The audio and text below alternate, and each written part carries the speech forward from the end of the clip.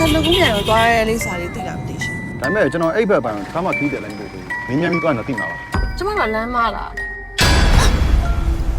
မင်းတို့ရှေ့ဆက်သွားလို့မဖြစ်ဘူးနောက်ကျောင်းပြန်ခဲ့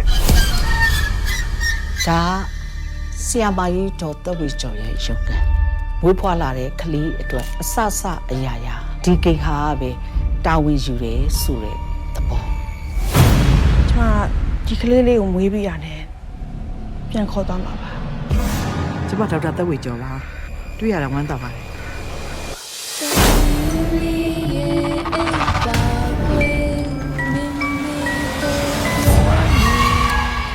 စာဖွေပေါ်ရ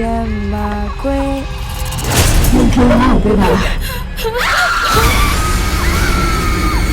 ညအခန်းပြင်မှာအမျိုးသမီးတယောက်သားချော်တေးဆိုနေအောင်ကြားလိုက်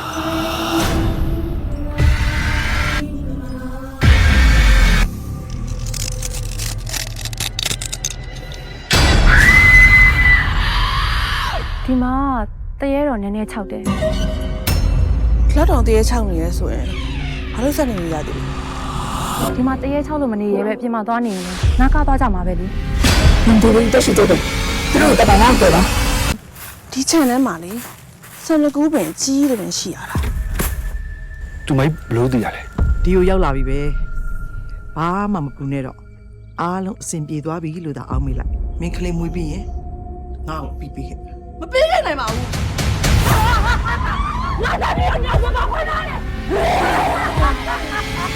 အားလုံးကငါနဲ့အတူတူခေါ်သွားမယ်ဒီလိုအားလုံးဘယ်သူမှမလွတ်ရစေရဘူး